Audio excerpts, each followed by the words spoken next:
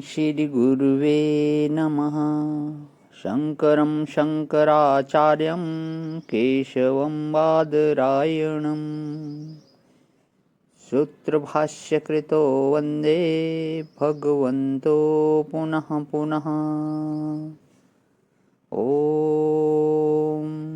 शान्तिः शान्तिः शांति।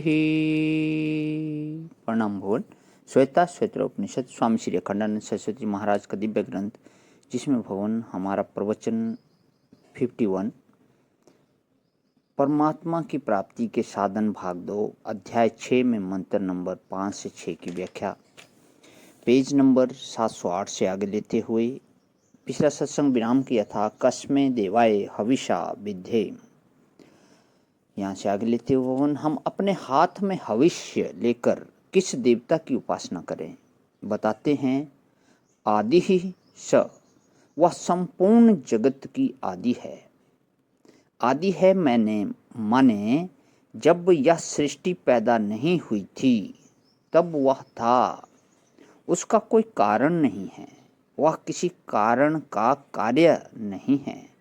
किसी परिस्थिति विशेष में उसकी उत्पत्ति नहीं हुई है। ये सब जातियां जो है ना, यह परिस्थिति विशेष में उत्पन्न हुई हैं। ये संप्रदाय किसी खास तरह की परिस्थिति में उत्पन्न हैं। ये जो पृथव्या आदि लोक विलोक हैं, ये सब के सब किसी परिस्थिति विशेष में उत्पन्न हुए हैं। वह परिस्थिति विशेष में उत्पन्न नहीं हुआ है, इसलिए संपूर्ण परिस्थितियों से विलक्षण है। उसको देखो, स आदि ही, वह आदि है। जो आदि में होता है वही अंत में रहता है, इसलिए अनादि और अनंत है कि नहीं। ऐसे देखो कि जागृत की आदि में कौन था कि मैं, और जागृत के अंत में कौन है कि मैं। आदि कौन है? जहाँ संकल्प उठता, अपने हृदय में संकल्प नहीं था तब कौन था कि मैं। और जागृत के अंत में कौन है कि मैं। आदि कौन है? जहाँ संकल्प उठता है, अपने हृदय में संकल्प नहीं था तब कौन था कि मैं। और जब संकल्प शांत हो जाएगा तब कौन रहेगा कि मैं। यह संकल्प की आदि में जो छोटा मैं बैठा हुआ है, उसका नाम है सत्योक्त कृष्ण, छोटा मैं। इस छोटे मैं के भीतर जो अनंत कृष्ण बैठा हुआ है, अनंत परमात्मा, उसके ज्ञान से इस परिच्छिन्नता का वाद होता है। स आदि ही, संपूर्ण वृत्तियों की जो आदि में है, संपूर्ण अवस्थाओं की आदि में है, संपूर्ण देश काल और वस्तु संबंधी कल्पनाओं की आदि में है। वह आदि कौन है? कोई छोटी मोटी चीज नहीं है। स एव, वही परमात्मा है, वही है, वही है, वही है। आदि ही स संयोग निमित्त हेतु हो। बोले फिर ये साधन अपने जीवन में कहाँ से आवे? संयोग निमित्त हेतु दो तरह के हैं। एक तो यह आत्मा का अनात्मा के साथ जो संबंध है, कैसे है? बोले अविद्या से है। तो संयोग निमित्त हेतु माने आत्मा का अनात्मा के साथ जो संयोग, उस संयोग का निमित्त जो अविद्या, उस अविद्या का भी वह प्रकाशक है, अधिष्ठान है, उससे ऊपर है। और दूसरे संयोग माने विद्या। हम अनंत से मिले हुए हैं। यह कोई क्रिया साध्य बात नहीं है, यह कोई भाव साध्य बात नहीं है। ऐसी कौन सी चीज है जो अनंत से मिली हुई नहीं है?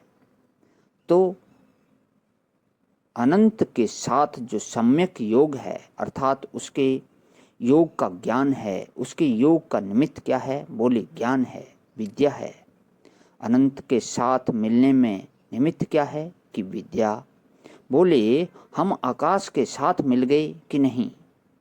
तुम नशे में हो, धरती पर ही हो, तो हम धरती पर चलने लगे, इसका निमित्त क्या है? बोले, नशे में हो, जब होश में आओगे तब समझोगे कि हम धरती पर चल रहे हैं।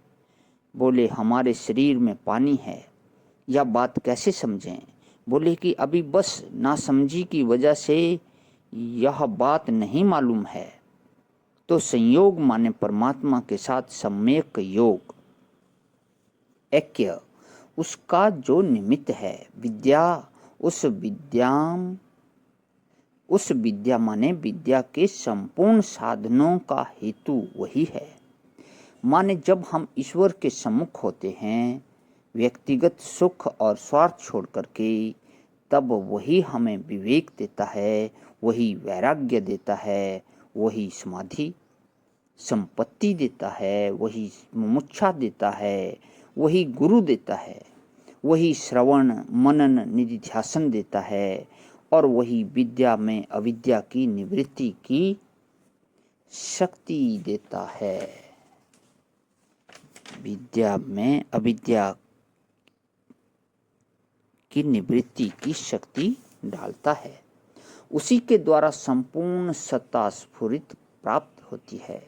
संयोग के निमित्त माने जो विद्या और विद्या के साधन हैं, जो ब्रह्म ज्ञान और ब्रह्म ज्ञान के साधन हैं, उनका वही हेतु है। स एव साधु कर्म कारयति, अच्छे कामों में वह लगाता है। किसको लगाता है? कि यमेभ्यो लोकेभ्या उन्निश्यते, जिसको ऊपर से ले जाना चाहता है। जैसे माँ जिस बच्चे को अपने गोद में लेकर या अपने हाथ साथ लेकर कहीं जाना चाहती है, समाज में, सोसाइटी में उसको खूब बढ़िया साज संवार लेती है, श्रृंगार कर लेती है, उसका सूट बूट ठीक करती है। क्यों? क्योंकि उसको अपनी गोद में लेके जाना है। तो जिसको माँ अपनी गोद में उठाना चाहती है, घोंट घोंट कर उसको बिल्कुल साफ कर लेती है।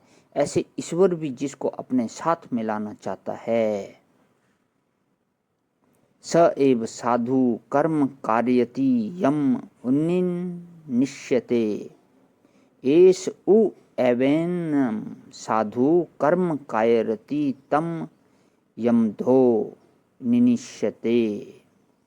प्रणाम भवन। इससे आगे का जो है कर लेता हूँ। आज ही विराम। ओम शांति शांति शांति।